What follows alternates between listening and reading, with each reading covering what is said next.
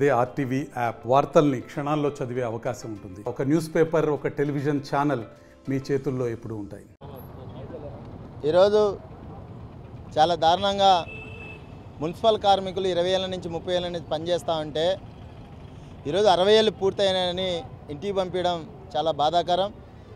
అట్లాగే పంపించినప్పుడైనా వాళ్ళకు రావాల్సిన బెనిఫిట్స్ కానీ ఈరోజు పర్మనెంట్ ఎంప్లాయీస్కు ఎలా బెనిఫిట్స్ వస్తున్నాయో అదే రూపంలో బెనిఫిట్స్ ఇవ్వాలని రాష్ట్ర ప్రభుత్వాన్ని కోరుతా ఉన్నా. జీవో పాస్ చేసి వెంటనే 60 ఏళ్ళను పూర్తయిన అందరినీ తొలగించండి అనే రూపంలో ఈరోజు రాష్ట్ర ప్రభుత్వం, కూటమి ప్రభుత్వం వ్యవహరిస్తుంది. ఈరోజు మేము ఒకటే అడుగుతున్నాం. ఈరోజు ఒక కుటుంబం జరగాలనుకున్నా, ఒక కుటుంబం ఉండాలనుకున్నా ఆర్థికంగా లేకుండా ఏ కుటుంబం బతకదు. వాళ్ళ పరిస్థితి ఏంది?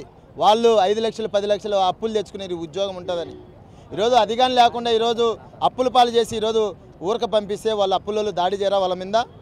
ఈరోజు రాష్ట్ర ప్రభుత్వం ఒకటే, కూటమి ప్రభుత్వం. ఈరోజు ఒక ఎమ్మెల్యేకైనా, ఒక ఎంపీకైనా, ఒక మేయర్కైనా, ఎవరికైనా సరే పింఛను వర్తిస్తుంది. వాళ్ళకు గెస్ట్ హౌస్లు ఉంటాయి, ఇల్లులు ఇస్తారు ఒక ఎమ్మెల్యేలకు. ఈరోజు మున్సిపల్ కార్మికులు 20 ఏళ్ళ నుంచి 30 ఏళ్ళ నుంచి పనిచేసే మున్సిపల్ కార్మికులకు కనీసం ఒక 5,000 పింఛన్ రూపంలో కానీ లేకుండా ఊరక నోటీసులు ఇచ్చి మీరు వెళ్ళిపోండి అంటే ఎంత అన్యాయంగా ఈరోజు ఎవరిస్తున్నారు. అందుకే కడప నగరంలో ఎమ్మెల్యే గారు జోక్యం చేసుకోవాలి, మేయర్ గారు జోక్యం చేసుకోవాలి. మేము మీకు అందరికీ ఓట్లు వేసాం, ఓట్లు వేసినందుకు మాకు ఇదేనా శాపం అని మేము తెలియజేస్తున్నాం. ఎమ్మెల్యే గారు జోక్యం చేసుకొని వెంటనే వాళ్ళకి రావాల్సిన బెనిఫిట్స్ అన్నీ ఇచ్చి రిటైర్మెంట్ చేసుకోవాలి. అలాగే మేము అడుగుతున్నాం, ఇప్పుడే కాదు గతంలో నుంచి వచ్చిన గ్రామ పంచాయతీ నుంచి పనిచేస్తున్నాం. గ్రామ పంచాయతీ నుంచి పనిచేసే వాళ్ళు 20 ఏళ్ళ నుంచి 30 ఏళ్ళ నుంచి పనిచేస్తున్నారు.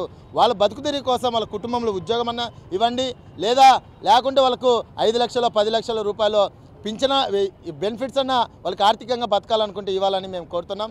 లేని పక్షంలో రేపు సోమవారం నుంచి పెద్ద ఎత్తున మొత్తం వాళ్ళ 42 మందిని ఎవరినో నోటీసులు ఇచ్చి బయటికి పంపించినారో వాళ్ళను అక్కడ కార్పొరేషన్ ఆఫీస్ కాడ కూర్చొని సమస్య పరిష్కరించేంత వరకు లేకుండా రయం పొగులు అక్కడే ఉండి నిరసన కార్యక్రమం చేయాలని సిఐటిగా అనుకోవడం జరుగుతుంది.